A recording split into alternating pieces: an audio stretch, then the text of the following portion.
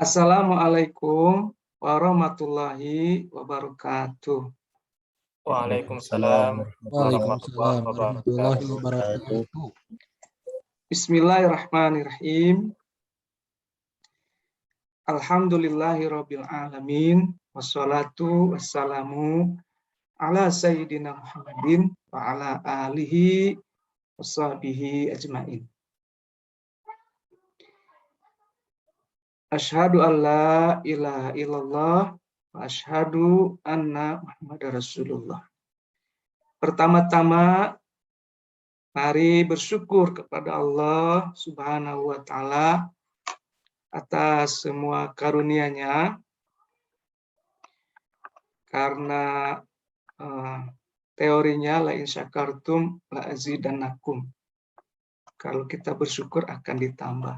Jadi nikmat yang kita sukai, bayangkan, lihat, pegang, gitu. Lalu ucapkan alhamdulillah, semua alhamdulillah, semua alhamdulillah. Mudah-mudahan awet ya.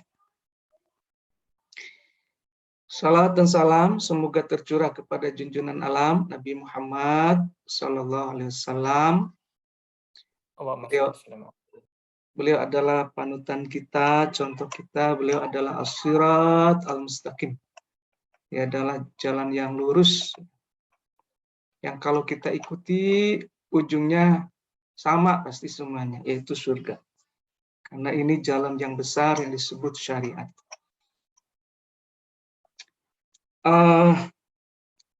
Minggu yang lalu saya sudah jelaskan apa sih ujungnya dari semantik ya, yaitu membuat biografi sebuah kata. Tetapi belakangan saya berpikir bahwa mungkin tidak semuanya paham gitu ya, semantik gitu. Karena itu saya merasa perlu dalam kesempatan kali ini untuk memberikan penjelasan dari yang paling elementer sampai ke hal yang lebih rumit lagi. Tentu saja karena waktu kita terbatas, saya akan singkat dalam satu pertemuan saja kali ini. Gitu. Jadi minggu kemarin saya cerita akhirnya, hari ini saya akan cerita awalnya. Nanti 2 atau 3 kali pertemuan berikutnya saya akan sampaikan tengahnya, gitu. Epistemologinya, gitu. Kemarin cerita aksiologinya, hari ini saya cerita ontologinya, nanti 2-3 pertemuan saya cerita epistemologinya atau cara untuk menerapkan semantik Al-Quran. Mudah-mudahan itu membuat tenang siapapun yang baru ya di bidang Al-Quran ini. Gitu. Karena itu izinkan saya untuk share screen ya.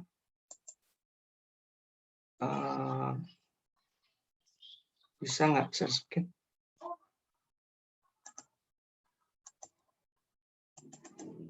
Mau bisa ya? Oke, yang mana ini? Sebentar.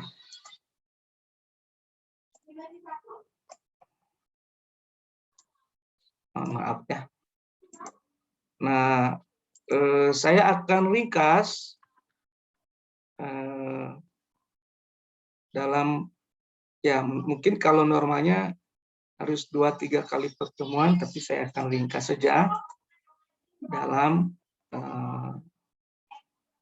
ya satu pertemuan ini ya. Nah, sudah terlihat belum? Sudah, Pak. Sudah, Pak. Kelihatan. Sudah kelihatan, Pak Dokter. Ya.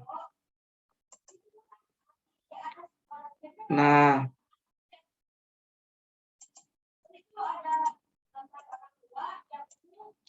Jadi saya akan mulai kuliah kali ini dengan membahas elementernya, ya, dasarnya. Dimulai oleh pertanyaan, apa itu semantik? Nah, semantik ini berasal dari bahasa Yunani, artinya tanda yang menunjukkan. Ya. Jadi semua tanda yang menunjukkan sesuatu, maka itulah semantik secara bahasa. Secara istilah, semantik adalah studi tentang makna. Itu. Jadi ini dasarnya. Nah, pertanyaannya adalah apa itu makna? Gitu. Kalau semantik itu adalah studi tentang makna, maka apa itu makna?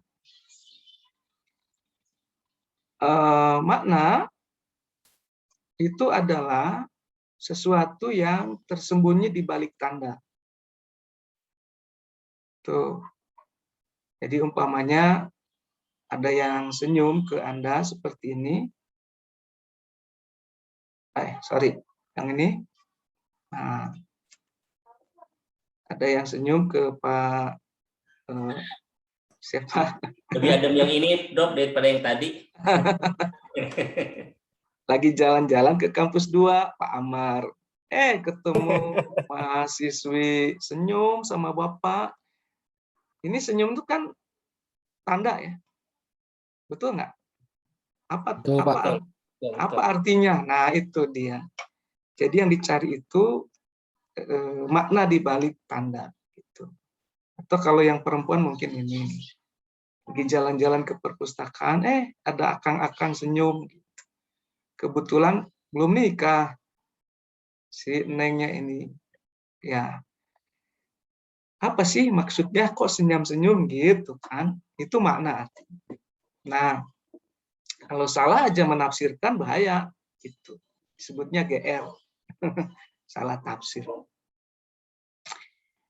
Jadi makna itu arti yang tersembunyi di balik tanda. Sekarang tanda itu apa? Tanda adalah sesuatu yang menunjuk pada sesuatu yang lain. Atau madalla ala ghairihi, sesuatu yang menunjuk pada sesuatu yang lain. Misalnya kalau Akang sama Teteh cari saya di kampus, belum ketemu tuh batang hidungnya, tapi lihat mobilnya. Nah, mobil itu menjadi tanda saya ada di kampus. Gitu. Karena mobil itu menunjukkan, menandakan kehadiran saya. Nah, tanda itu ada 3 macam. Ada yang disebut indeks, ikon, dan simbol. Indeks adalah tanda yang berhubungan dengan makna dalam hubungan sebab akibat. Contohnya misalnya mendung. Dia berhubungan dengan hujan. Dia menjadi pertanda hujan. Kenapa? Hubungannya sebab akibat. Ada mendung, maka akan ada hujan. Makanya disebut indeks, bahwa mendung ini menjadi indeks dari hujan.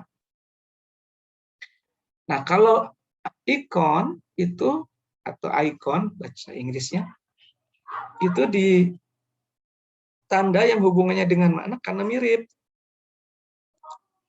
Atau identik, misalnya swastika dengan Nazi, atau Hitler dengan Nazi. Identik tuh, kalau ngomong Hitler pasti otak kita connect dengan Nazi. Atau misalnya gedung sate. Kalau kita ngomongin gedung sate, ya ingatnya Bandung. Gitu. Karena 2 hal identik. Atau karena mirip, misalnya peta atau foto. Nah, itu dia icon karena mirip. Atau kalau kita masuk ke toilet, kemudian ada gambar kan di situ. Gambar laki-laki, gambar perempuan. Nah, itu icon. Kenapa? Karena mirip. Yang satu pakai celana panjang, yang satu gambar itu pakai rok. Gitu. Nah, ada juga tanda yang disebut simbol. Gitu. Yang disebut simbol itu adalah yang hubungannya dengan makna itu karena kesepakatan atau konvensi. Contoh ya, misalnya ini burung merpati. Semua sepakat tanda kesetiaan. Ini berlian. Semua sepakat sebagai tanda cinta yang abadi. Nah, kalau ini tulisan atau ucapan roti, semua sepakat di Indonesia bahwa yang disebut roti itu ini. Nah, kalau dulu orang sepakat ini namanya jengkol ya, jengkol. Cuma dulu orang sepakat ini namanya roti. Ini roti Sarikaya. Ini kesukaan saya nih, roti Sarikaya.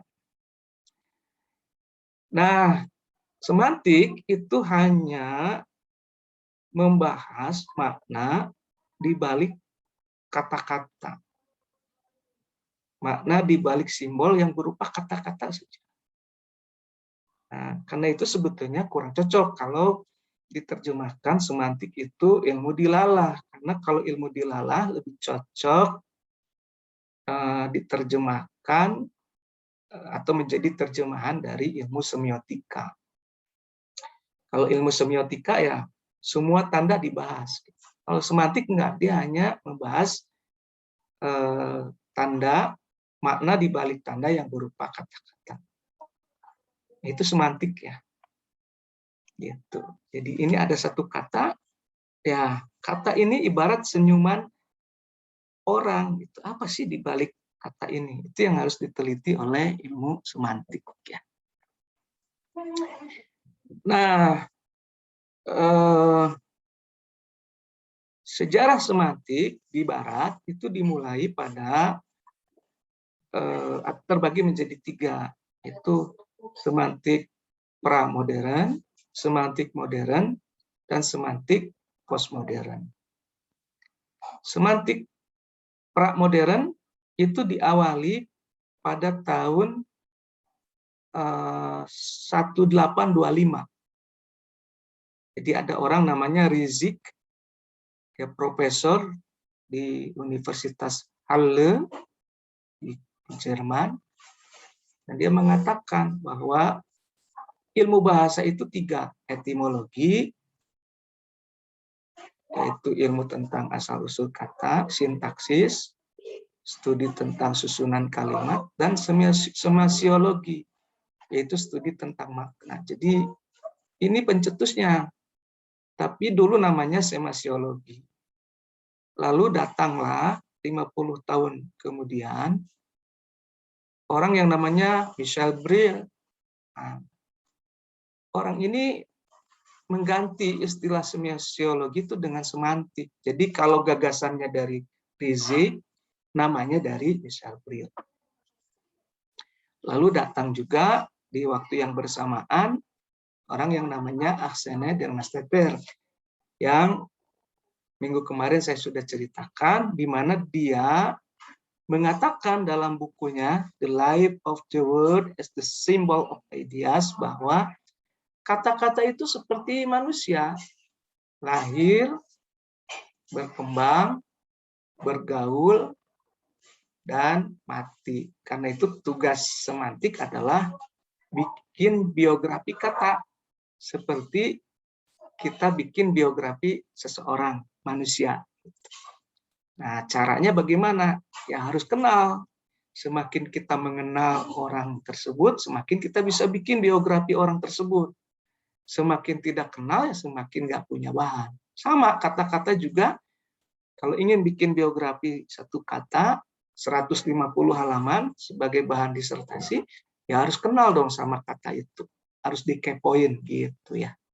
Kalau nggak kenal mau nulis apa? Seperti kemarin saya sudah tes, saya sudah suruh nulis satu judul, Dadang Darmawan, dan kemudian suruh tulis, ternyata cuma 10 baris paling banyak. Dan itu membuktikan bahwa saudara-saudara tidak kenal saya. Ketika judulnya diganti dengan nama masing-masing, semua optimis bisa menulis 150 halaman. Kenapa ya? Karena kenal diri sendiri. Jadi tugasnya semantik itu ya bikin biografi kata. Supaya bisa bikin biografi kata ya harus mengenal kata itu secara mendalam dengan cara riset. Nah, bahasa anak mudanya kepo. Ya harus dikepoin.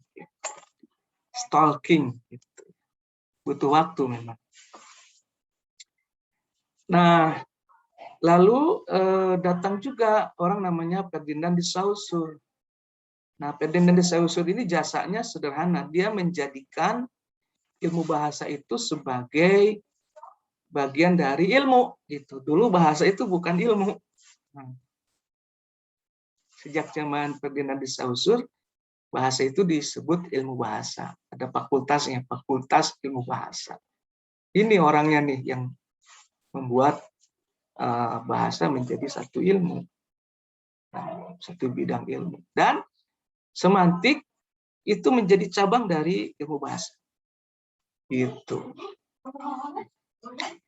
Nah, itu sejarah semantik pramodern. Nah, lalu muncul semantik modern. Apa tuh semantik modern? Semantik modern itu adalah semantik yang mencoba menerapkan teori-teori yang dikemukakan oleh tokoh-tokoh tadi.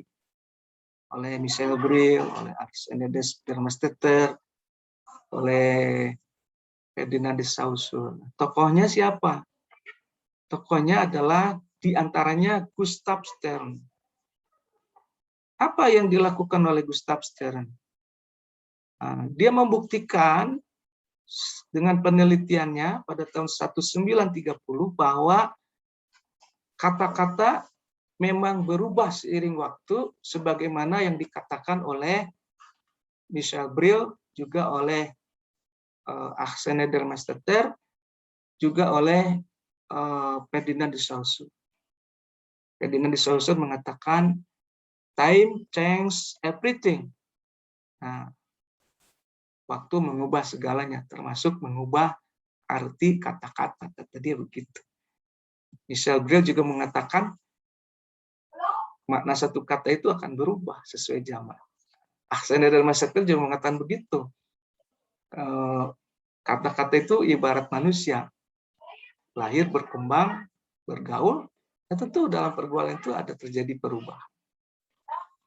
Nah, Gustav Stern ini jasanya adalah dia melakukan satu penelitian yang dia terbitkan dalam satu buku judulnya Meaning and the Change of Meaning with Special Reference to the English Language. Jadi dia menggunakan English language sebagai bahannya dan dia membuktikan bahwa maknanya berubah seiring zaman. Gitu. Nah, tokoh yang kedua namanya Jos Trier. Apa jasanya Jos Trier itu? Dia berhasil membuktikan bahwa perubahan makna satu kata itu diakibatkan oleh perubahan pergaulan. Perubahan pergaulan atau relasi kata itu. Jadi Jos Trier membuktikan bahwa makna berubah seiring dengan berubahnya relasi makna kata. Ya, dan dia meneliti di Jerman. Jadi ada satu kata dia teliti, kata wishet, ya, dan ternyata dalam 100 tahun berubah kata dia maknanya. Dulu wishet ini berkaitan dengan kecerdikan dan pengetahuan. 100 tahun kemudian berubah gaulnya dengan religiusitas dan mistisisme. Gitu. Nah, pertanyaannya adalah, kok bisa berubah ya? Gitu. Apa yang terjadi? Gitu. Setelah diselidiki, ternyata perubahan makna kata itu yang ditandai oleh perubahan gaulnya itu diawali oleh perubahan situasi dan kondisi di Jerman. Jadi Jerman pada abad 12 itu dikuasai oleh para pendeta. Gitu. Dan para pendeta yang masuk ke pemerintahan itu disyaratkan harus punya wiset. Apa itu? Kecerdasan, kecerdikan mengatur siasat, dan pengetahuan yang luas. Bukan hanya sekedar agamawan. Gitu. Tetapi karena di akhir abad ke-12 Paus mengumumkan sebagai raja di atas raja-raja Eropa, Jerman nggak mau tunduk. Karena itu semua pendeta dipecat, diganti dengan para tuan tanah. Sehingga para pendeta itu kembali ke gerejanya masing-masing dan hanya menggeluti masalah agama. Karena itu kemudian makna wiset itu berubah. Bukan lagi orang yang cerdik, pandai, mengatur siasat, dan punya banyak akal dan banyak pengetahuan. Bukan, tapi orang yang saleh, religius, gitu. Orang yang taat beragama, ya sakti, wali, nah gitu kira-kira. Itu wiset. Maka orang-orang di zaman modern, para ahli semantik di zaman modern menyimpulkan bahwa perubahan makna itu terjadi karena perubahan realitas. Kalau realitas berubah, maka pikiran juga berubah. Kalau pikiran berubah, maka bahasa juga berubah. Nah, pendapat ini dibantah oleh orang-orang postmodern. Makanya muncul postmodern semantik. Kata orang posmo, enggak tuh, katanya. Yang benar bukan begitu. Bukan realitas mengubah alam pikiran lalu mengubah bahasa, tapi sebaliknya. Bahasa ya yang merubah alam pikiran, nanti alam pikiran akan mengubah realitas. Jadi kalau kita mau mengubah realitas, ubah bahasanya. Maka realitas akan berubah. Begitu. Tokohnya siapa nih tokohnya? Yang pertama namanya Edward Sapir, ini orangnya nih. Yang kedua namanya Benjamin Wolf. Ya. Gitu. Jadi kata mereka, kalau mau merubah keadaan, ubah bahasa. Dan ini yang cocok dengan tradisi Islam ya. Dulu Rasulullah mengubah orang Arab kan dengan berdakwah, dengan kata-kata, dengan bahasa, sampai pikiran orang Arab berubah, lalu berubah juga realitas. Nah itu sejarah semantik. Nah, secara umum. Lalu bagaimana sejarah semantik Al-Quran? Gitu ya. Nah, tahun 1960-an, semantik yang tadi umum itu mulai digunakan untuk membahas Al-Quran. Kalau tadi Gustav Seren kan semantik dipakai untuk meneliti bahasa Inggris. Nah ini di tahun 60-an, 70-an, ada orang yang menggunakan semantik untuk membahas Al-Quran. Siapa dia?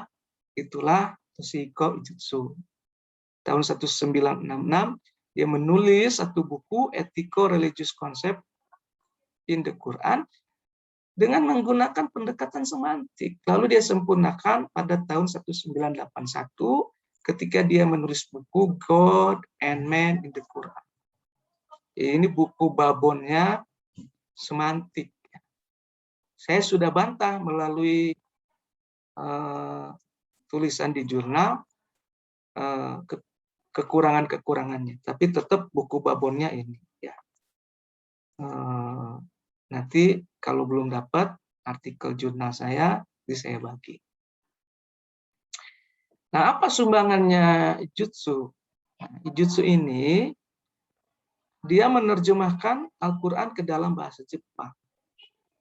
Saat dia terjemahkan Quran ke dalam bahasa Jepang, dia menyadari bahwa alam pikiran orang Jepang itu nggak sama dengan alam pikirannya orang Arab. Karena itu, dia mengalami kesulitan yang banyak. Karena ada kosakata dalam bahasa Arab yang nggak ada bandingannya dalam Al-Quran. Makanya kata Ijutsu, menerjemahkan itu bukan hanya sekedar ahli bahasa, tetapi adalah yang paling penting menerjemahkan wetansong. Wetansong itu alam pikiran satu kaum kepada kaum yang lain yang beda. Gitu. Saya kemarin kasih contoh, kalau kita ngomong semur jengkol di Indonesia, ya semua orang paham. Tapi bagaimana menerjemahkan semur jengkol ke dalam bahasa Jepang atau ke dalam bahasa Inggris, itu problem, karena mereka nggak kenal jengkol, lagi semurnya. Gitu. Nah, jadi tugas seorang ahli semantik adalah menangkap wetansong dari bahasa yang dia teliti, kemudian menyampaikan wetansong itu kepada bahasa yang dituju. Jadi kalau Quran itu bahasa Arab, berarti menangkap wetansong orang Arab saat Quran diturunkan, kemudian menyampaikannya kepada orang Indonesia, supaya orang Indonesia nggak salah paham terhadap Al-Quran. Nah, wetansong inilah yang harus dicari gitu, oleh peneliti semantik, yang nanti saya ungkapkan kemarin, itulah yang menjadi biografi kata tersebut. Gitu. Jadi ketika menceritakan biografi satu kata, berarti kita menceritakan wetansong di balik kata itu. Nah, apa tujuan semantik Al-Quran? Kalau bagi Ijutsu, tujuannya adalah untuk mencari intinya Al-Quran. Apa sih intinya Al-Quran? Karena dia non-Muslim. Tapi bagi kita, bukan itu tujuannya. Bagi kita adalah tadi, untuk meneliti wetansong di balik setiap kata yang terdapat dalam Al-Quran. Sehingga kemudian orang-orang yang tidak berbicara dalam bahasa Arab mengerti apa sesungguhnya yang dimaksud dan diinginkan oleh Al-Quran.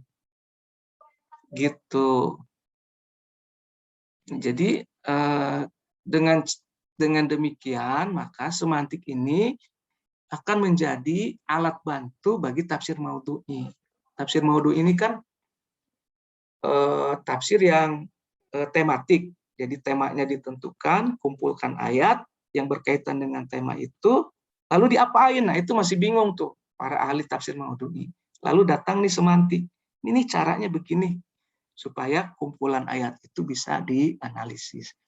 Jadi semantik Al-Quran ini alat bantu untuk tafsir maudhu'i. Gitu, supaya berpadu antara timur dengan barat.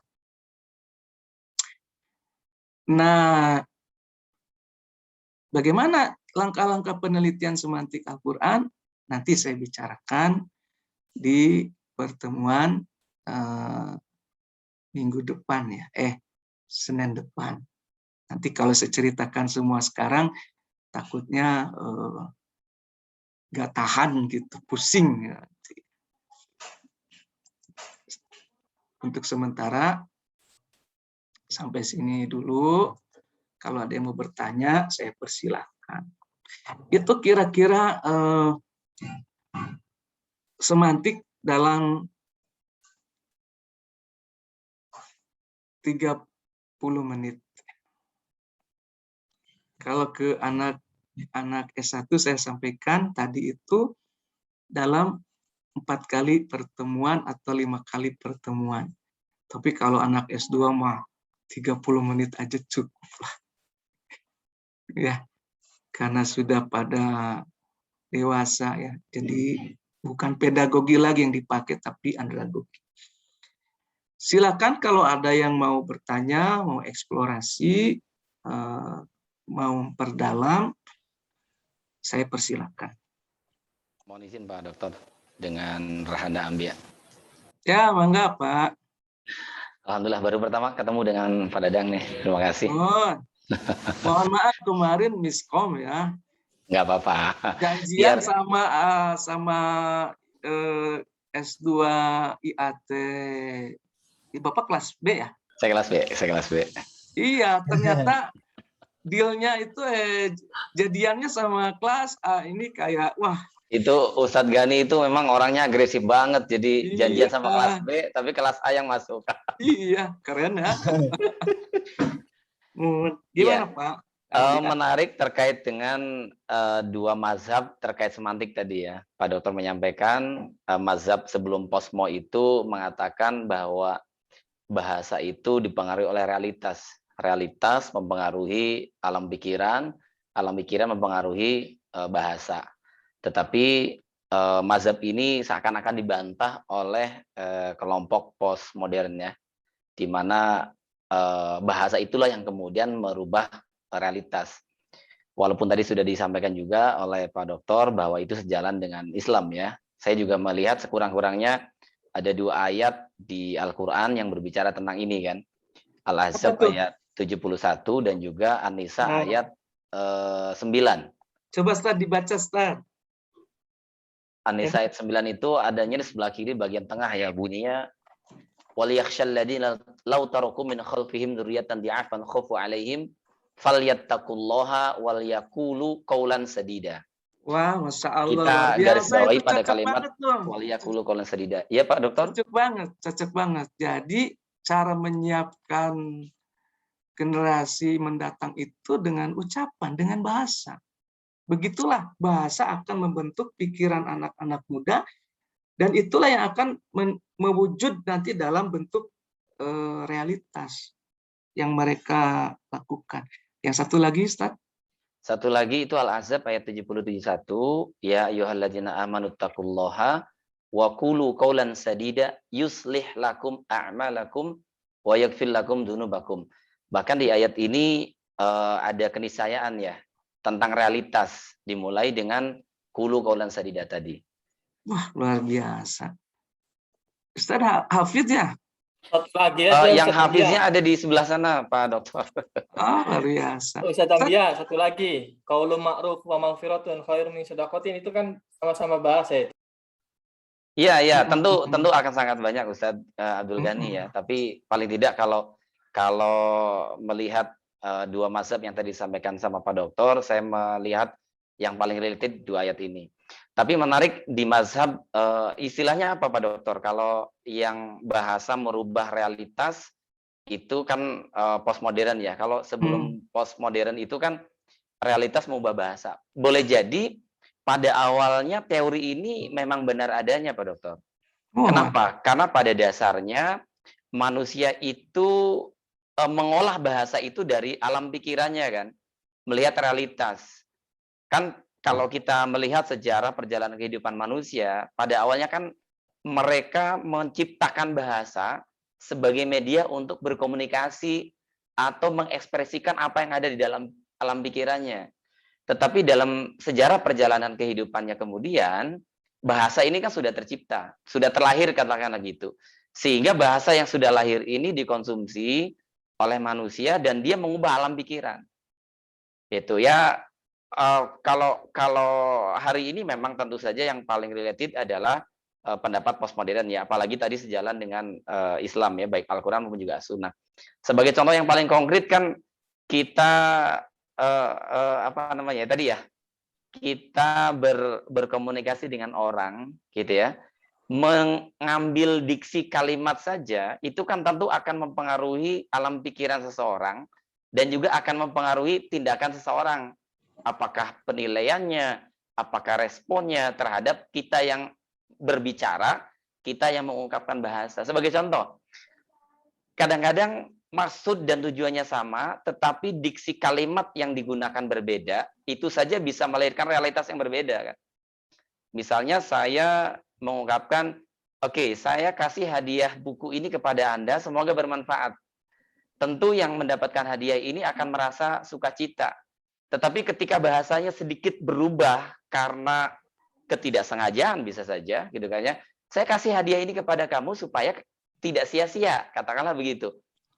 Maksud dan tujuan sebetulnya sama, tetapi ketika 2 diksi ini digunakan berbeda, ini kan respon yang dilahirkan akan berbeda kan. Kenapa? Kan dia akan mempengaruhi alam bawah sadar, dia akan mempengaruhi alam pikiran. Kok kayak gitu sih ngomongnya gitu kan? Emangnya selama ini saya itu orang yang suka menyanyiakan pemberian orang gitu kan. Kalau menggunakan diksi yang kedua. Tapi kalau menggunakan diksi yang pertama kan diterimanya itu sukacita saja gitu. Kira-kira begitu Pak Dokter ya. Mohon maaf kalau ada yang keliru dengan ungkapan saya. Terima kasih. Luar biasa Ustaz Ambia, ini Ya berarti dua-duanya benar sebetulnya. Yang modern juga benar. Karena misalnya begini, dulu kalau yang minggu kemarin itu saya kasih contoh. Corona. Corona itu dulu mobil ya. Mobil sedan tuh tahun 80-an paling keren. 70-an lah mobil Corona itu. Sedan Corona ya. Tapi kalau ngomong Corona sekarang itu udah lain tuh. Oh, masker gitu ya. Relasinya itu bukan dengan mobil. Dengan masker, dengan penyakit. Jadi sebetulnya orang modern juga, modern sematik itu benar. Gitu. Tetapi juga orang posmo juga benar. Gitu. Makanya sebetulnya kebenaran tuh nggak tunggal lah. Gitu. Tergantung dari sisi mana kita melihat. Kan itu sebetulnya. Keunggulannya orang barat tuh perspektif lah. Gitu. Geser sedikit dan rubah gitu. Nah, tapi itu penting buat kita. Jadi menurut saya tuh begini Pak Ustaz. Kalau Indonesia mau berubah, maka ubah mindset. Kalau mau merubah mindset, ubah bahasa. Dan bahasa yang paling kuat itu Quran. Saya curiga kenapa umat Islam di Indonesia nggak berkembang, itu karena salah paham terhadap Al-Quran. Contoh ya, saya kasih contoh, dan ini saya sering ulang-ulang. Setiap orang tua Muslim di Indonesia pasti ingin anaknya jadi anak soleh. Tapi pernah nggak kepikir oleh para orang tua itu bahwa kesolehan itu yang paling dasar itu berkaitan dengan fisik. Betul-betul physically. Seperti di surat Al-A'raf. Falamma hamala hamlan hafifan. Emut Ustaz ayatnya. Da'a rabbuhuma lain atana sholihan lanakunanna minasyakirin. Saat hamil muda, suami istri berdoa, ya Allah, semoga kami punya anak soleh. Falamma atahuma sholihan, ketika lahir anaknya itu dalam keadaan soleh, kan soleh di situ nggak mungkin langsung bisa ngaji, langsung sholat gitu kan, kita juga kaget, mungkin lari ya. Soalnya di situ tuh kalau pengalaman saya, bayinya ditepuk pantatnya sama dokter, nangis, langsung dilihat, oh lengkap Pak, ambil darahnya, tunggu 2 hari Pak, terus setelah 2 hari Pak, insya Allah anaknya tidak cebol, normal di darah, physically. Nah, banyak orang tua kita yang Muslim itu berharap anaknya jadi orang soleh, tetapi atau dikirim ke pesantren, tetapi pesantren juga tidak terlalu peduli dengan kesehatan fisiknya. Tinggi badannya, sanitasi lingkungannya, makanannya yang bergizi, nggak peduli. Karena relasi kesalehan dengan fisik itu nggak ada di wetansomnya, di alam berpikirnya orang Islam di Indonesia. Nah, tugas semantik itu mengembalikan itu. Ini soal ini gaul loh, dengan ada pergaulan dia dengan fisik gitu untuk ingetin aja supaya nanti alam pikirannya berubah, realitas juga berubah. Mungkin nanti pesantren-pesantren di Indonesia akan sangat memperhatikan fisiknya anak-anak santri. Nah, kenapa? Karena ternyata kesalehan itu juga berelasi dengan kepemimpinan. Di surat Al-Anbiya disebutkan, Laqad katabna fi zaburi min ba'di dzikri annal arda yariswa ibadiyas shalihun. Bumi ini akan diwarisi orang soleh. Mewarisi itu 3. Milkun, mulkun, hukumah. Memiliki, menguasai, mengatur. Artinya orang soleh itu diproyeksikan akan menjadi pemimpin dunia. Lah kalau pemimpin dunia sakit-sakitan, pendek, cebol gitu, apalagi misalnya secara fisik tidak memadai lah, gimana malu kan di depan bangsa-bangsa lain. Dan kayaknya nggak ada Muslim di Indonesia yang punya pikiran nih anak saya akan menjadi pemimpin dunia gitu. Ini akan menjadi ketua umum PBB misalnya, nggak ada gitu. Ya solehnya itu ya sangat personal gitu, sangat personal. Tidak soleh sebagaimana yang ditunjukkan relasinya oleh ayat-ayat Al-Quran. Menurut saya, gitu. Nah, kalau itu berhasil kita rubah, maka akan terjadi perubahan di alam pikirannya Muslim di Indonesia, dan saya yakin akan terjadi perubahan besar di realitas. Bayangkan kalau anak-anak santri kita ini tinggi badannya oke, badannya luar biasa, ya gagah, ya cakep gitu, otaknya cerdas, rohaninya mantap, pandai bahasa, berbagai bahasa, cerdas, profesional. Wah, saya yakin Indonesia akan lain. Ya, gitu. Sekarang kan santri-santri kita dikasih tugas semantik aja, aduh, kayaknya gitu ya. Padahal hasilnya cuma 10 lembar. Tapi kayak habis apa gitu. Gitu. Ya kritik lah buat kita sama-sama. Saya juga begitu. Ada tugas ini, ada tugas itu. Termasuk cuma ngedit video aja nggak sempet. Ya, padahal sudah janji. Ya Allah, mohon maaf ya semuanya. Gitu, terima kasih Pak Ustadz Ambia, nih keren sekali sumbangan pemikirannya, terutama tadi ketika menghubungkannya, berhasil menghubungkan dengan dua ayat Al-Quran yang luar biasa. Kalau kita mau mengubah masa depan, faqulu qaulan sadida. Ajarkan anak-anak kita konsep yang benar. Gitu. Baik, ada lagi yang mau menambahkan? Mangga, silakan. Terima kasih Ustadz. Ustadz aktif di mana? Di pesantren? Saya di Amazing Quran, Pak Dokter. Apa tuh Amazing Quran? Amazing Quran itu hari ini lembaga penerbitan dan pelatihan Al-Quran, Pak Dokter. Wah, luar biasa. Mohon doanya dan bimbingannya, Pak Dokter. Keren, keren sekali. Barakallah. Mangga yang lain kalau ada yang mau komentar atau bertanya. Mohon izin Pak Dokter. Mangga Pak Gani. Kembali yang tadi ya Pak Dokter, mengenai pemahaman makna tentang soleh gitu ya Pak Dokter. Mohon. Kalau menurut Pak Dokter itu soleh itu lebih identik ke fisik ya gitu ya, yang pemahaman saya gitu ya. Enggak juga, fisik itu relasi pertama. Gitu. Ada relasi lainnya, misalnya soleh itu ada berelasi dengan kebersihan jiwa dari dosa-dosa. Ya, paman taba wa aslah.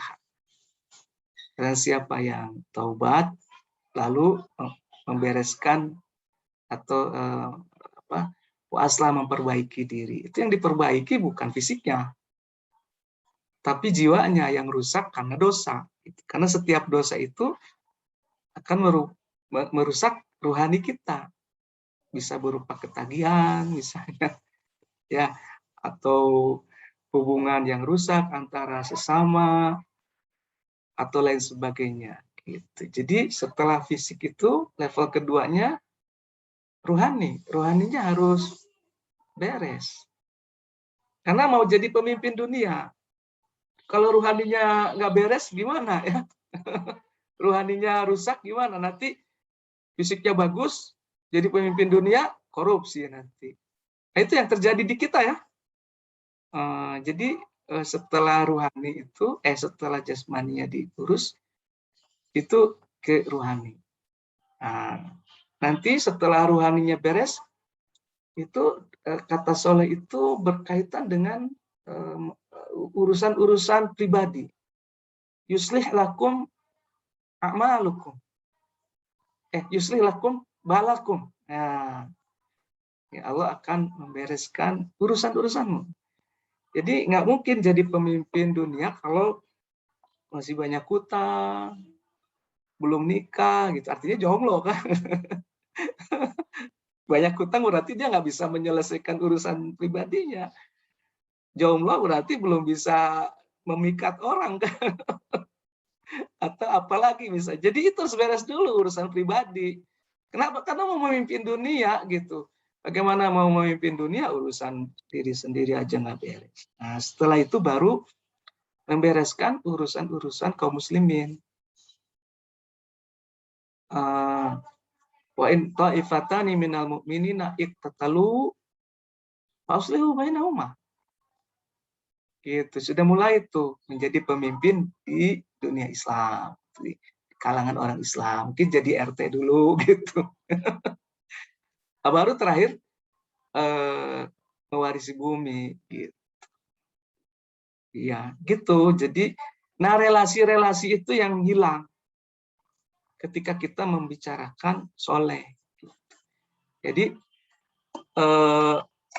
konsep kita tentang kesolehan itu nggak berhasil mencepret momen-momen ketika kesolehan itu gaul dengan fisik, gaul dengan rohani, gaul dengan urusan-urusan pribadi, gaul dengan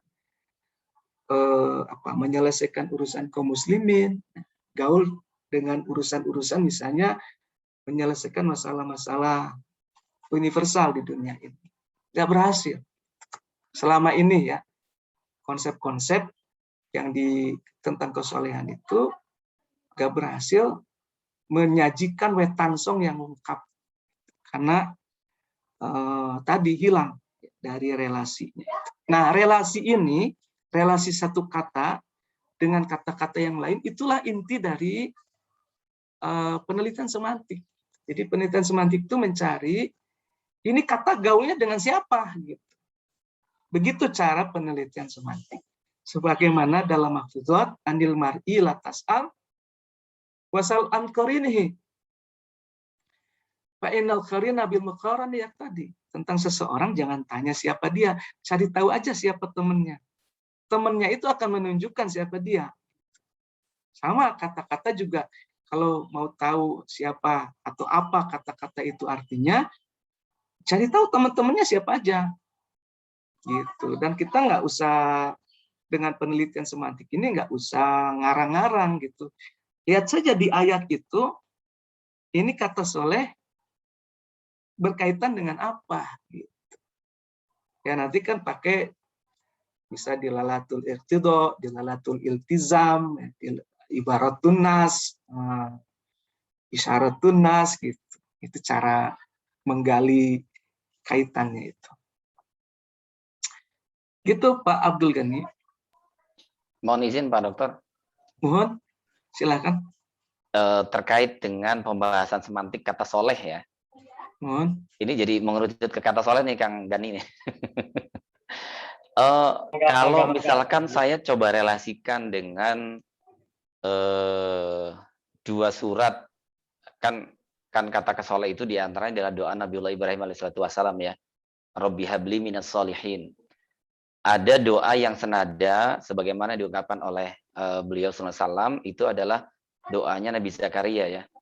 Rabbi habli min ladunka dzurriyyatan thayyibah innaka sami'ud du'a.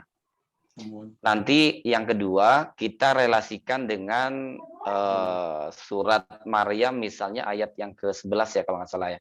Halamannya sebelah kiri paling atas itu, ya Yahya khudhil kitaba biquwwah wa atainahul hukma sabiyya. Kalau saya melihat ini adalah beberapa rangkaian atau proses untuk menjadikan seorang anak itu sebagai doa orang tua tadi, Robbi habli minas solihin. Apa yang dikemukakan sama Pak Dokter tadi di awal itu baru satu aspek saja yang pada umumnya dipahami oleh masyarakat di Indonesia itu, kalau saya menangkapnya begitu Kang Abdul Ghani. Jadi bukan perspektifnya Pak Dokter, tapi perspektif umum masih terbatas kepada wilayah fisikal gitu kan. Tetapi kemudian yang juga perlu diperhatikan bagaimana pembentukan anak soleh itu adalah sebagaimana Allah declare ketika menjelaskan tentang Nabiullah Yahya alaihissalatu wassalam. Ya Yahya khudhil kitaba biquwwah. Ada satu perintah di situ yang Allah berikan kepada Yahya gitu ya, agar beliau itu berpegang teguh kepada Al-Qur'an. Tetapi bagaimana seorang anak itu bisa berpegang teguh kepada Alkitab ya? Itu ada proses yang kita sering lupakan. Di antaranya Allah katakan di ujung ayatnya itu wa atainahul hukma sobiyya. Nah, al-hukmah di ayat ini tentu lebih related kita maknai sebagai al-fahmu, yaitu kepahaman. Maka dalam proses pembentukan kesolehan itu yang pertama, kalau saya benar nggak nih Pak Dokter, kalau memahami dzurriatan thayyibah itu lebih cenderung banyakannya ke aspek fisik gitu. Tetapi kemudian diperkuat misalkan di kalimat tadi itu adalah aspek aklinya, pemahamannya gitu. Sehingga ya tepatlah seperti yang Pak Dokter sampaikan bahwa proses pembentukan kesolehan itu bukan semata-mata fisikal atau bukan semata-mata kepahaman, tetapi harus sejalan semuanya gitu. Fisiknya iya, akalnya iya, ruhiyahnya iya gitu. Sehingga kemudian betul-betul menjadi orang soleh. Karena soleh kan bukan hanya personal kan, tetapi juga bicara sosial kan. Nah kalau dia ada masalah dengan kepribadiannya, tentu dia tidak akan bisa menjalankan fungsi secara sosialnya kan gitu ya. Baik, wallah a'lam bishawab. Mohon diluruskan Pak Dokter. Baik, pertama-tama ada nggak satu ayat dalam Al-Quran yang menunjukkan bahwa Nabi Yahya itu dilabeli soleh? Itu dulu. Gitu. Karena misalnya dzurriatan thayyibat itu beda dengan soleh. Gitu. Jadi strik banget kalau penelitian semantik. Kalau nggak ada di satu ayat itu ketemu, ya nggak bisa gitu. Jadi dzurriatan thayyibatan hal yang lain, soleh hal yang lain. Kecuali misalnya ada satu ayat yang mentahbiskan bahwa Nabi Yahya itu soleh. Nah, karena saya belum hafid ya makanya saya tanya sama yang hafid. Ada nggak? Kalau ada ya berarti bisa digali. Tapi sepanjang pengetahuan saya, nabi-nabi yang punya label soleh itu adalah nabi-nabi yang full power. Gitu. Misalnya doanya Nabi Sulaiman. Apa? Rabbi auzi'ni an ashkura nikmataka allati an'amta alayya wa 'ala walidayya wa an a'mala sholihan tardahu wa aslih li fi dzurriyyati inni tubtu ilaika wa inni minal muslimin. Kalau tidak salah ya. Jadi, dan Nabi Sulaiman tuh nabi yang dijaya gitu. Jadi sementara ini tesis saya begitu. Atau misalnya Nabi Yusuf, falamma balagha arba'ina sana qala rabbi qad ataitani minal mulki wa 'allamtani min ta'wil ahadits tawaffani musliman wa alhiqni bis sholihin. Nabi Yusuf juga nabi yang full power. Jadi itu cocok dengan ayat walaqad katamna fi zaburi min ba'di zikri anna arda yariswa ibadiyas sholihin. Gitu. Jadi ya kalau penelitian ini bedanya penelitian semantik dengan tafsir Maudhu'i yang pakai penelitian semantik dengan tafsir Maudhu'i yang enggak. Kalau tafsir Maudhu'i yang enggak tuh sisi kemelanturannya bisa kemana-mana. Itu yang kemudian dikritik oleh banyak orang. Ini kok kemana-mana gitu. Akhirnya betul-betul Ro'yi si Mufasir itu bermain di situ. Tapi kalau semantik enggak, dia lebih strict gitu. Kalau Soleh ini pernah gaul dengan Nabi Yahya, di mana? di ayat yang mana gitu. Mana fotonya kira-kira gitu. Kalau Anda menuduh saya pernah berhubungan dengan si A, mana fotonya gitu kira-kira. Yang nggak ada, rumor saja. Kalau rumor sih jangan lah. Gitu kira-kira gitu, Ustaz. Suwun Pak Dokter. Terima Ya. kasih pencerahannya, Masya Allah. Misalnya. Dahsyat. Siapa lagi? Ada yang lain? Kang siapa? Kang Dedi itu? Atau siapa? Biasanya kemarin. Ya, Ustaz boleh. Dedi, Saya, Pak. di sauran Ustaz Dedi. Assalamualaikum. Pak Ihsan. Mencerna dulu, insya Allah dok, mencerna dulu. Iya, mangga. Suara Pak Ihsan, saya udah bisa didengar ya? Iya, siapa nih? Bisa Kang Ihsan, bisa Kang Ihsan. Mangga, Kang Ihsan. Saya Ihsan. Mangga, Kang. Bila tadi Pak Ustadz Ambia memberikan landasan Islami ya untuk teori postmodern, kalau boleh ini saya memberikan landasan Islami kepada teori modern. Nah ini unik jadi, nih. Menarik. Saya teringat, jadi apakah Tuhan ketika menciptakan bumi ini dia menulis dulu daftar apa yang ingin dia ciptakan, atau nyieun we sakarepna kemudian baru dinamai. Nah itu jadi tapi ini yang menarik misalkan di surat Al-Baqarah ayat 31 ya, ketika penciptaan Adam, ketika Adam sudah ada, wa'allama Adamal asma'a kullaha. Jadi baru kemudian Adam diberitahu, diajari nama-nama kullaha, semua barang yang ada di hadapan Adam. Berarti ini ada barangnya dulu. Nah, kemudian namanya diinstalkan atau di-copy ya ke dalam memorinya Adam. Apakah ini bisa Pak untuk menjadi dasar bahwa ada realitas dulu masuk ke dalam konsep lalu menjadi bahasa gitu kan. Jadi saya berpikir kata-kata apa ya, misalkan pepaya, apakah buah pepayanya dulu yang ada atau orang Indonesia itu di dalam katanya sudah ada pepaya? Baik. Ya, terus Pak.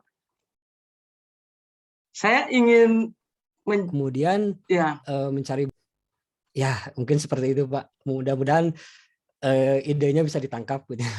Bisa. Saya ingin share satu video ya, bisa nggak ya? Oh, mangga. Tapi mohon maaf, ini karena yang di video suku terasing. Jadi kalau ukuran syariat Islam nggak bener lah gitu ya. Suku modernnya juga sama Pak. Sebentar ya. Atau ini gurunya suku modern ya? Maksudnya sama roromehen sukunya gitu. Sebentar. Nah ini untuk menggambarkan bahwa realitasnya mungkin sama, tetapi wetansong orang mungkin berbeda. Nah jadi kata orang posmo sebetulnya materi ini ya begitulah apa adanya, tetapi pikiranlah yang kemudian membuatnya berbeda. Dan ketika itu diajarkan kepada anak-anak, maka bahasa yang kita sampaikan tadi, kaulang sadidan yang kita sampaikan tadi, itu yang membentuk pikiran anak-anak kita. Makanya kata orang posmo, bahasalah yang membentuk alam pikiran. Maksudnya bahasa orang tua itu yang membentuk alam pikiran anak-anak, atau bahasa seorang trendsetter, seorang pemimpin itu yang akan membentuk pikiran rakyatnya. Saya ingin kasih contoh ke Bapak ini. Mana ya? Sebentar.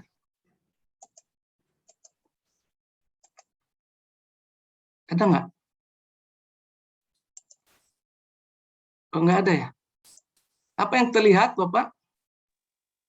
Seek of the fourth Website, Prof. Bisa, Pak Dokter. Ah, ini keluar ini. Ya, oke.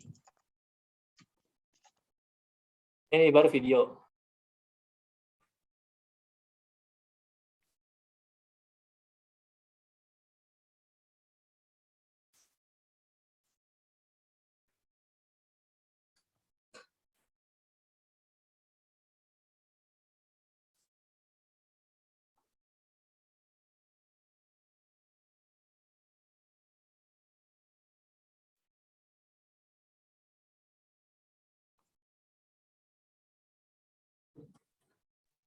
Nggak ada suaranya ya Pak Dokter?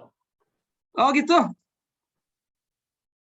Oke. Ya udahlah, saya kasih intro ya. Saya aja yang bersuara. Jadi ini cerita sebuah botol. Ya, filmnya ada judulnya God Must Be Crazy kalau mau nonton. Jadi barangnya botol, tetapi bagi orang yang naik kapal, yang tadi itu yang naik kapal, anak yang ini hanya sebuah botol. Bagi kita juga begitu ya. Karena Wetansong kita mengatakan itu botol. Botol itu wadah minuman. Tetapi bagi orang ini, bagi si namanya Ki ini,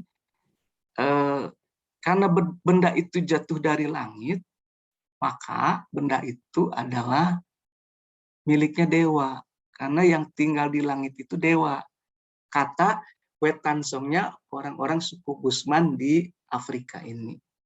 Jadi barangnya sama, tetapi dimaknai berbeda.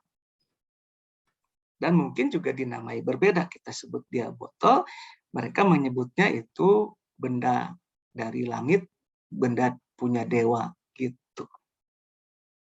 Nah, saya akan lanjutkan sedikit.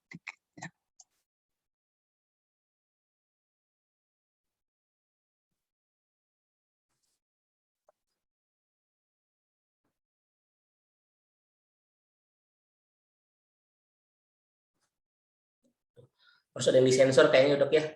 Ya, itu dia. Jadi mereka kemudian Satgani, yang serius Satgani. Nah, diskusi lah ya. Tahu Gitu. aja nih, Saya Dedi. Diskusi ya.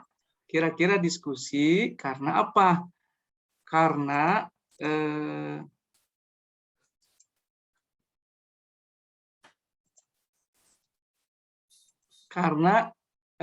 ketika ini dibawa ke kampungnya, mereka rebutan gitu. Ada yang menjadikan itu untuk menghancurkan buah bengkoang, ada yang menjadikan itu sebagai alat untuk cetak warna di baju mereka, dan seterusnya. Lalu rebutan. Untuk pertama kalinya selama berabad-abad, orang-orang suku Busman kelahi karena botol. Nah, akhirnya mereka rapat, kata mereka. Nah, ini cara kata-kata mengubah pikiran, karena ada anak-anak di situ, kata mereka, ini benda dari langit, dijatuhkan oleh dewa, karena ini benda sial. Buktinya kita kelahi, katanya.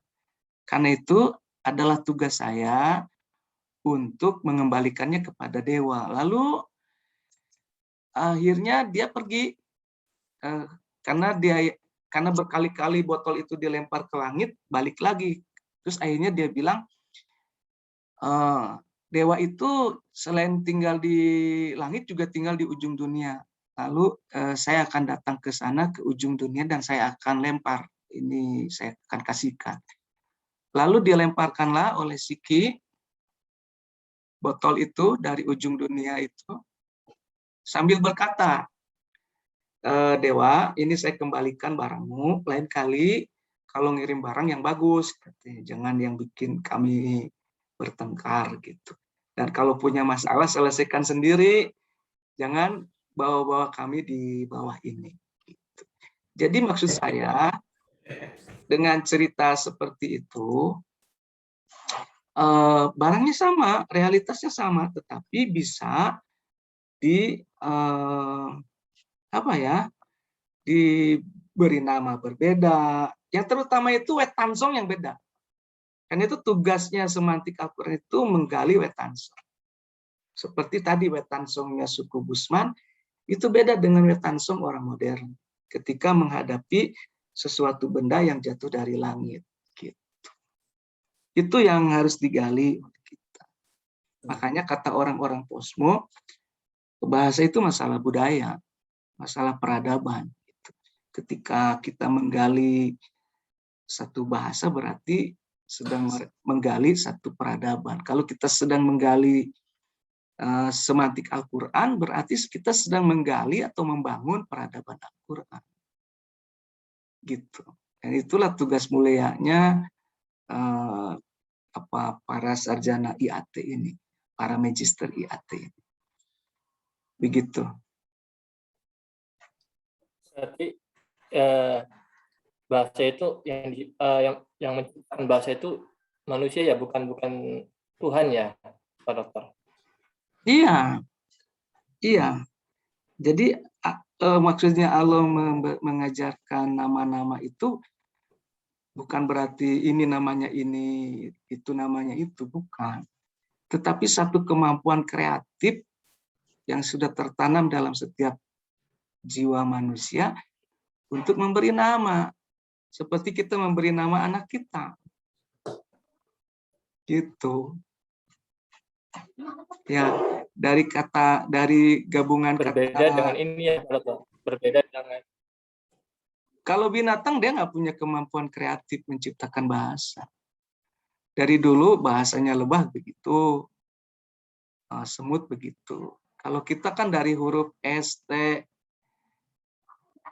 O, I aja bisa jadi soto, siti, situ, sate, ya kan? Apalagi gitu, kreatif banget lah pokoknya manusia mah gitu. Yang itu nggak dimiliki oleh malaikat, jadi malaikat juga nggak kreatif gitu, makanya nyerah mereka. Jadi kalau diajarkannya itu sama Gusti Allah ya itu aja. Manusia kan kadang-kadang bantah ya, diajarin begini dia masih ngeyel aja, itu manusia begitu tuh. Kalau menurut saya gitu, Kang Ihsan. Jadi memang realitas itu Allah ciptakan ya begitu aja. Nah, manusia itu yang kemudian memaknai realitas itu macam-macam. Nah, fungsi Rasul itu ketika manusia sudah perspektifnya ngaco, dilurusin lagi. Itu fungsi Rasul. Jadi ketika manusia dari dulu batu itu ya batu. Allah ciptakan tuh batu itu ya batu, tetapi kemudian manusia jahiliyah memaknai batu itu sebagai Tuhan, dan itu sudah menyimpang. Allah kirim Rasul untuk mengembalikan alam pikirannya manusia bahwa itu batu ya batu gitu, bukan Tuhan. Gitu, itu fungsinya Rasul. Nah, kita menggali semantik Al-Quran itu untuk memotret sebetulnya alam pikiran orang-orang Arab ketika dibentuk oleh Rasul Nabi Muhammad SAW. Ya, mudah-mudahan nanti apa yang mereka peroleh dulu, yaitu kejayaan, itu juga kita peroleh di saat sekarang. Gitu. Kalau di India kan sekarang semuanya disembah ya. Tikus disembah, monyet disembah, apalagi batu disembah. Kenapa ya? Karena begitulah ketansung mereka melihat kenyataan. Bagi kita ya tikus ya hama, gitu.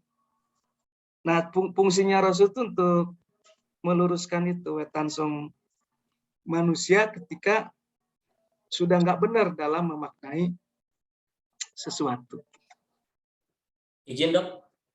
Mohon mangga. Baik, di pekan sebelumnya kita sudah sepakat ya bahwa memang kita setuju dengan mazhab postmodern ya, bahwa kata-kata itu akan mengubah realitas. Tadi sudah disampaikan dalilnya oleh Ustadz Gurunda ya, Ustadz Ambia. Tetapi misalnya kalau untuk mazhab modern juga yang disampaikan oleh Ustadz Ihsan, mungkin kita pun menemukan di dalam Al-Quran misalnya ya, di surah An-Nahl ayat 97 ya. Man amila sholihan min dzakarin wa untha faluhyanahum hayatan thayyibah. Hayatan thayyibah juga ternyata memang berkaitan dengan masalah bahasa juga. Bahasa jadi lembut begitu. Atau misalnya di surah Al-Imran 159, wa bima rahmati minallahi lintalahum gitu ya. Gara-gara kita beramal soleh, Allah turunkan rahmat, kemudian juga lintalahum, kata-kata kita pun menjadi lembut.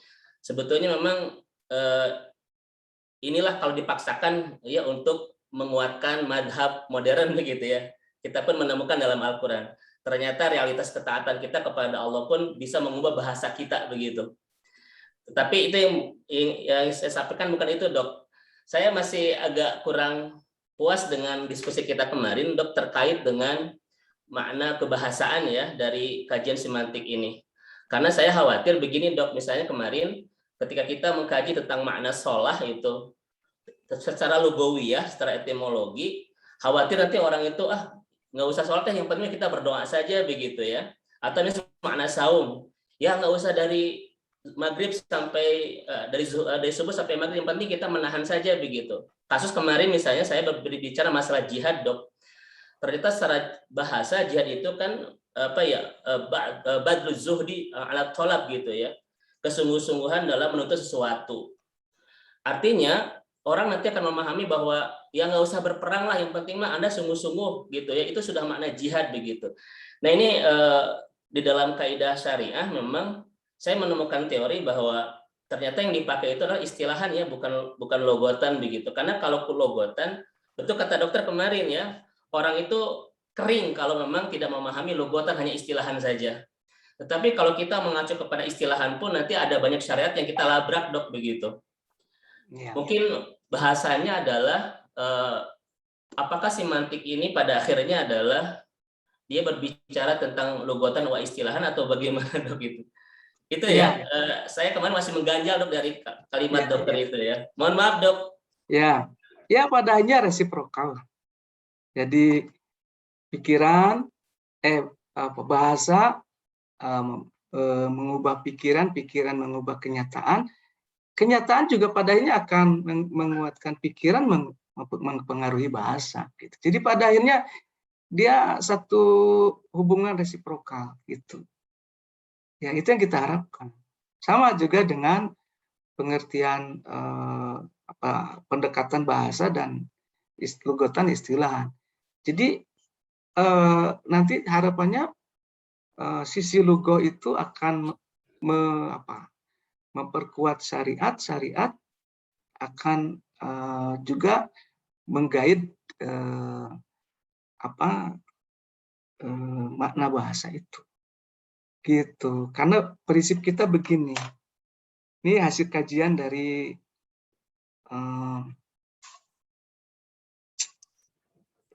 begini. Prinsip kita dalam beragama itu adalah ihdina as-siratal mustaqim. Itu tunjukkan, ya Allah tunjukkan kami jalan yang lurus. Nah, apa itu as-siratal mustaqim?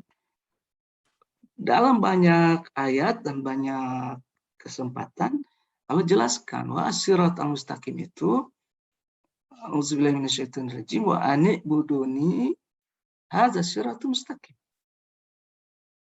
Di surat Yasin. Hendaklah engkau menyembah aku saja, kata Allah, itulah siratal mustaqim. Lalu dalam surat Yasin ayat pertama disebutkan Yasin wa Qur'anil Hakim innaka laminal mursalin ala siratal mustaqim. Engkau Muhammad adalah salah satu utusan Allah, engkau ada di atas siratal mustaqim. Maka siratal mustaqim itu dua hal sebetulnya. Itu hidup hanya menyembah Allah, ikut contoh Rasulullah. Ya, maka dalam beribadah itu ya nggak ada pilihan lain kecuali hidup hanya menyembah Allah, ikut contoh Rasulullah gitu. Cuma yang kita ikuti selama ini itu contoh-contohnya secara lahiriah yang syariat itu ya. Nah, sehingga kering gitu. Saya sih membayangkan kalau seandainya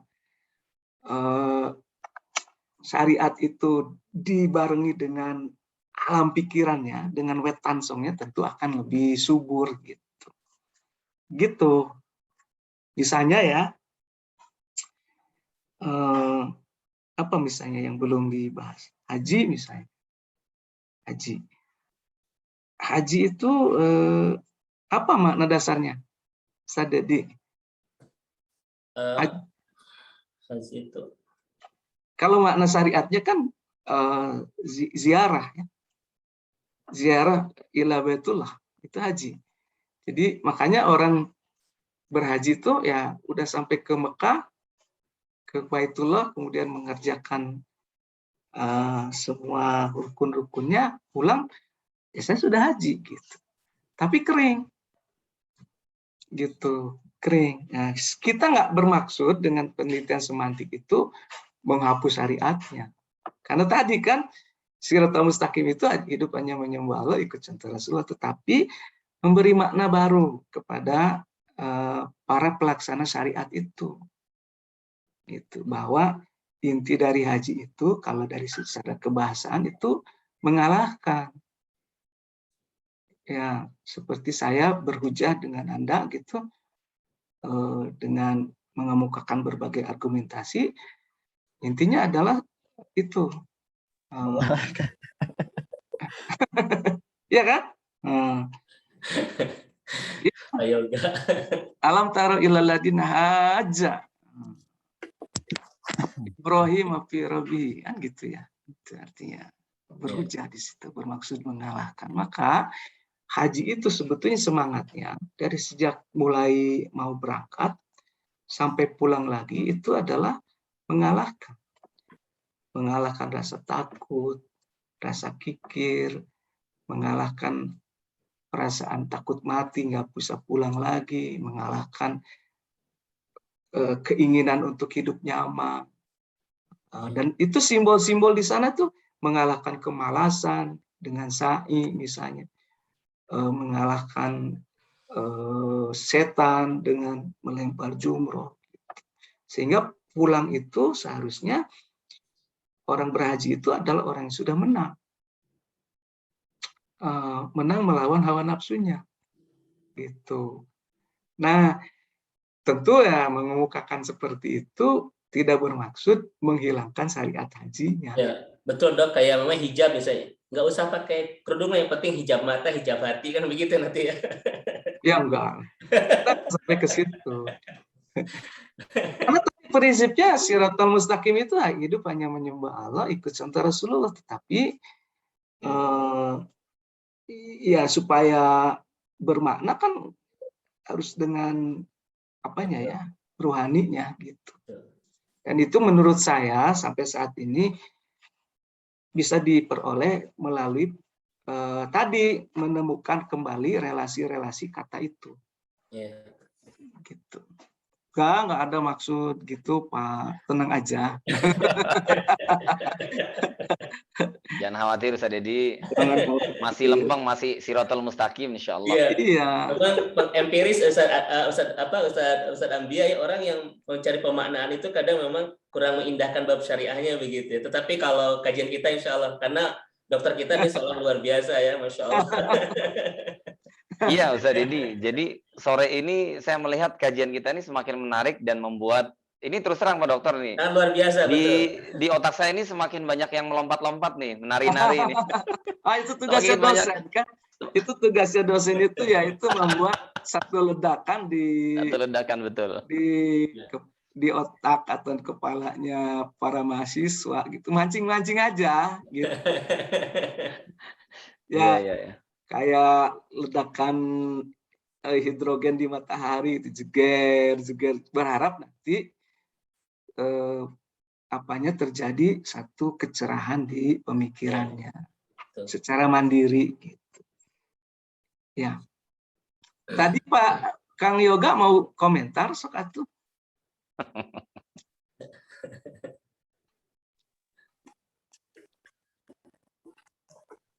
Komentar apa ya Pak Dokter? Apa aja kan? Tadi sudah muncul wajahnya. Berarti sudah niat. Dari tadi sudah menyimak Pak Dokter, cuman baru on cam nih. Punten Pak Dokter, kok saya jadi semakin agak bingung gini Pak Dokter. Kenapa Ustaz? Jadi gini, saya kembali lagi ke awal gitu ya Pak Dokter. Kembali ke awal mengenai bahasa ya. yang tadi katakanlah bahasa itu yang menciptakan manusia, bukan Tuhan atau bukan Allah ya.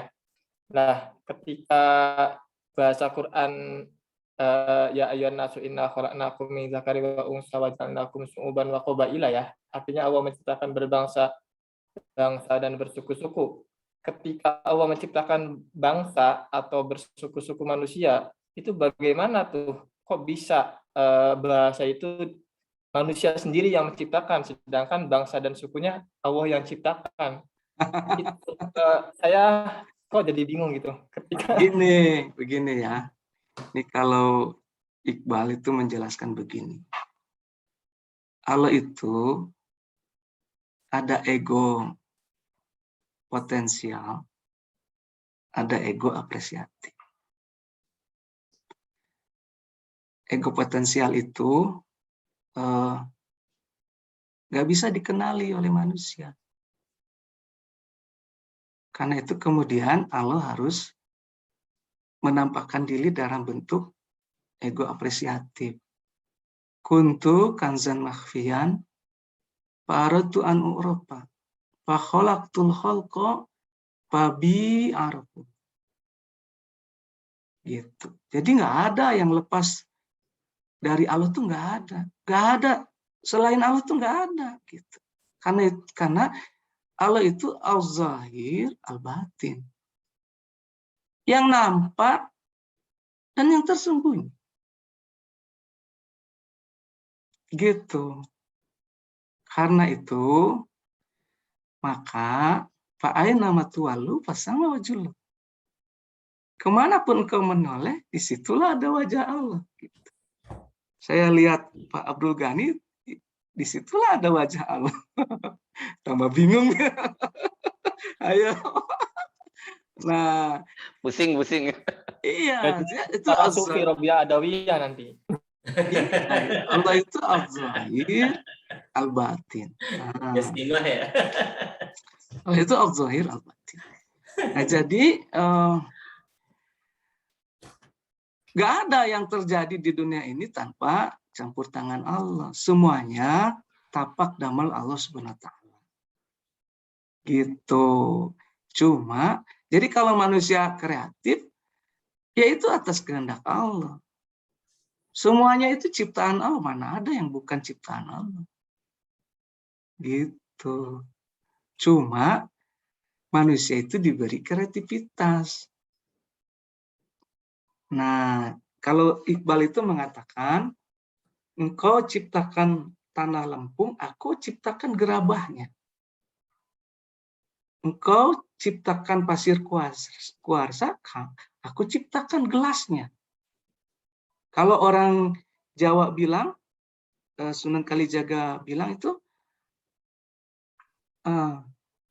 hayuning ayune buwono. Saya kurang ahli bahasa Jawa. Mempercantik alam yang sudah Allah ciptakan secara indah.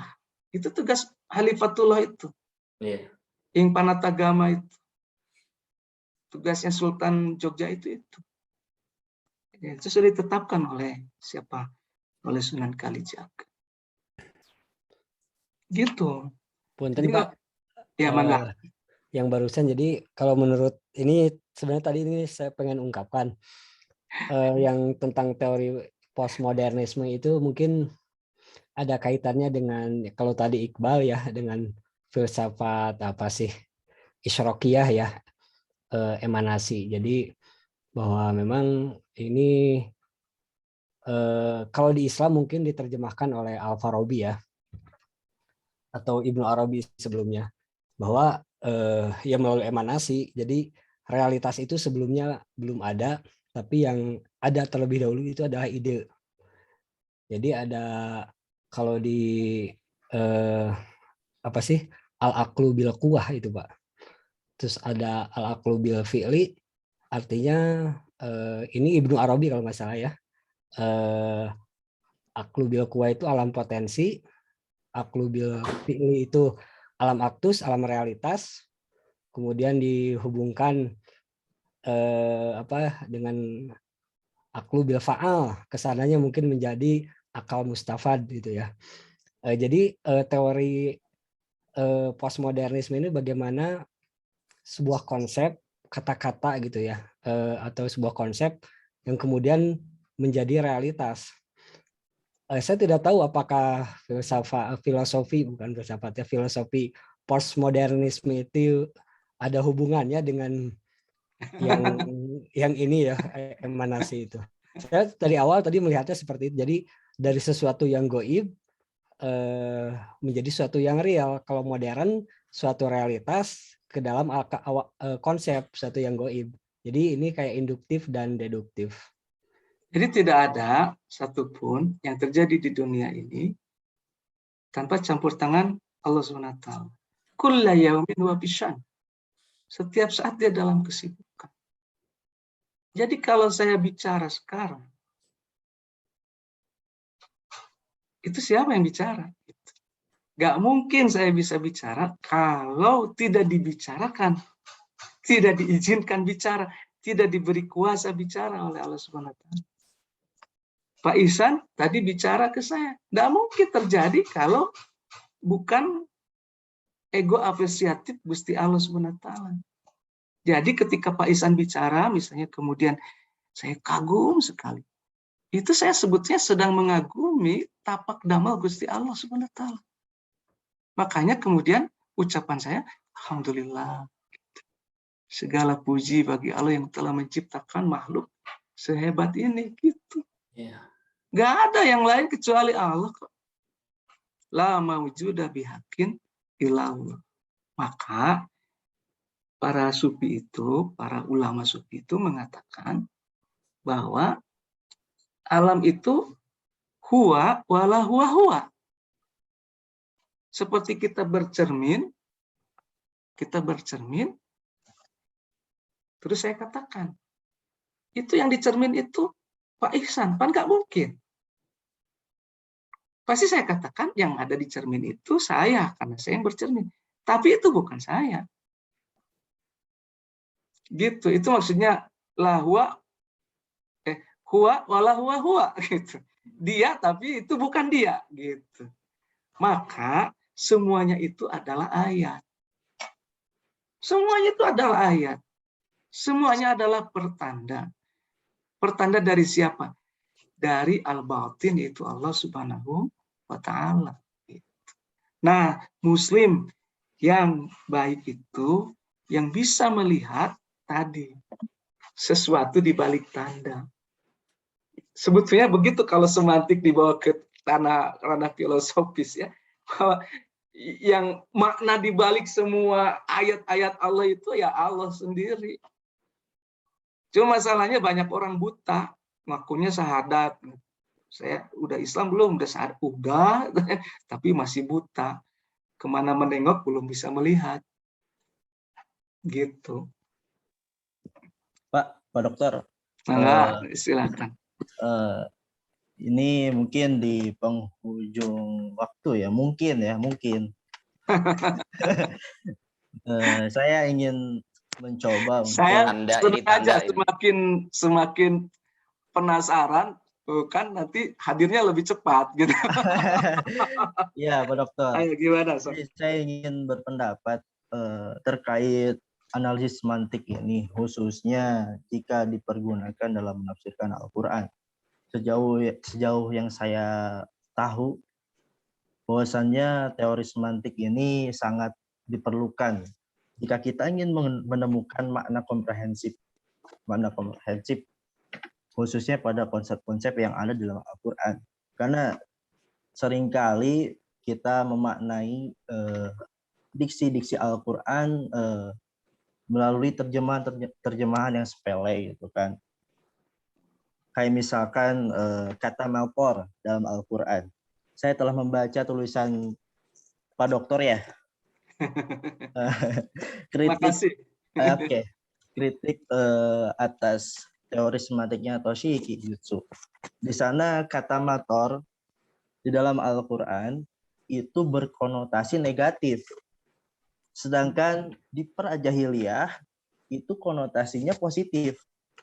Ya, mator diartikan sebagai hal-hal yang sifatnya indah, air, yang mungkin menyejukkan, tenang, juga bunga dan buah-buahan serta yang semacamnya. Lalu di dalam Al-Quran ternyata kita menemukan bahwa matar itu berkonotasi negatif, seperti halnya azab, hujan, air yang membawa kemudaratan, juga hujan batu yang juga mematikan. Di sini tulisan Pak Dokter ya. Saya izin ya Pak Dokter mengutip. Jadi Siap. saya ingin beropini, sedikit opini, bahwasannya teori semantik ini sangatlah cocok ya bagi kita pengkaji Al-Quran untuk mengetahui makna-makna terdalam dalam Al-Quran. Saya juga setuju ya sama ungkapan Pak Dokter tadi bahwasannya ketika kita menggunakan analisis semantik, maka mudahnya kita mencari biografi kata, biografi diksi gitu. Sehingga Betul. kita tidak memaknai sorry itu sebagai hal-hal yang sifatnya baik secara umum saja, karena relasi makna atau bisa disebut sebagai medan makna nantinya. Mungkin kita bisa mengulik kembali terkait medan makna ya. Ya, betul. Itu yang saya Iya, lupa ya tadi ya. iya, karena saya belum mendengar Pak Dokter mengatakan medan makna ya. Iya. Nah, jadi di sana saya berasumsi bahwasannya teori semantik ini terlepas dari apa pendapat dari Ustadz tadi yang mengatakan bahwasannya ini apakah kemungkinan bisa berpengaruh pada sikap kita terhadap syariat gitu. Takutnya syariat kita seringkali tabrak gitu kan. Tapi ternyata di sini Pak Dokter juga menguatkan bahwa prinsip kita dalam beragama adalah ihdinas siratal mustaqim. Maka teori semantik ini menurut saya sangat cocok untuk menganalisis makna-makna terdalam dalam Al-Quran. Terus yang saya sering baca itu analisis menggunakan teori semantiknya Toshihiko Jutsu.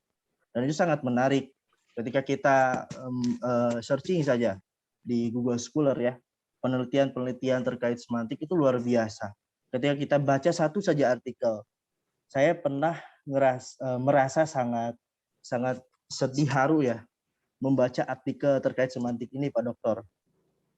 Begitu luar biasanya Allah menjadikan Al-Quran sebagai tuntunan kita. Seperti itu Pak Dokter dari saya. Izin, terima kasih. Ya, oh iya lupa itu. Jadi salah satu sumbangannya Josh Trier itu adalah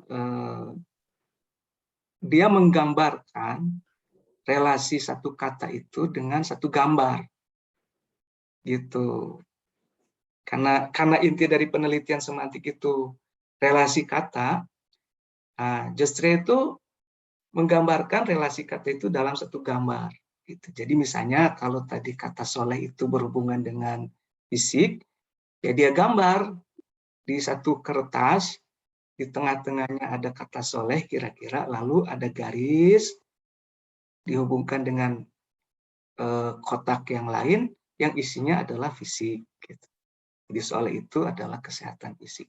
Lalu ada garis lain lagi yang menghubungkan dengan kesehatan mental atau rohani yang baik. Gitu. Lalu ada garis lagi yang menghubungkan dengan kotak lain yang isinya misalnya kemampuan mengatasi masalah-masalah pribadi dan seterusnya. Jadi itu namanya medan makna. Atun nuhun yoga ya sudah baca artikelnya. Atau nuhun juga buat Pak Dokter yang sudah menulis artikel yang luar biasa. Ada satu ini Ustadz Ambiani, ada satu mahasiswa saya, mahasiswi yang nulis tentang syukur. Yang nulis tentang syukur. Jadi apa itu syukur? Kata dia setelah diteliti secara semantik, ya, syukur itu adalah dengan pemberian sedikit memberikan pembalasan yang banyak. Mirip teori ekonomi ya. Dengan modal sedikit hasil yang banyak. Jadi katanya begini, pohon bagi orang Arab zaman jahiliyah itu disebut pohon yang bersyukur kalau hanya dengan air sedikit dia bisa memberi buah dan keteduhan. Bahkan di akarnya tumbuh pohon yang baru. Kambing disebut kambing yang bersyukur. Nabatus syakur ya. Iya, kalau dikasih rumput kering aja dia masih memberi susu gitu sama penggembalanya. Kuda disebut kuda yang bersyukur adalah ketika dia dalam kondisi yang sulit, diajak perang, dia masih berjuang habis-habisan untuk tuannya. Dengan bekal tadi, kemudian kita melihat surat Al-Adiyat. Al-Adiyati dobha famuriyati qadha famugirati subha fa'asar nabi naqa wasat nabi jam'a innal insana lirabbihi lakanut. Dengan penelitian mahasiswi saya tadi itu saya mengerti apa sebetulnya yang disindir oleh surat Al-Adiyat itu. Bahwa kuda perang di saat dibawa ke medan perang dan dia dalam keadaan susah karena tuannya juga susah, boro-boro diurus kan, tapi dia masih berjuang habis-habisan untuk tuannya. Ini manusia sudah dikasih makan, sudah dikasih kehidupan, sudah dikasih macam-macam. Innal insana lirabbihi lakanut. Jadi intinya manusia itu kalau nggak bersyukur kelewatan deh. Dibandingin sama kuda juga nggak sebanding gitu. Mendingan ngurus kuda, gitu, kira-kira gitu. Saking betapa tidak bersyukurnya manusia. Nah, jadi penelitian semantik ini nggak ada maksud untuk menghantam syariat. Gitu. Jadi dia bermaksud untuk membawa wetansong itu, wetansong orang Arab saat Quran diturunkan. Sehingga ayat Quran itu lebih kena ke kita. Gitu. Gitu Kang Dedi. Innal insana lirabbihi lakanut. Udah adzan. Kita tutup ya kuliah kita hari ini. Jangan sampai kita tidak lebih berharga dari kuda.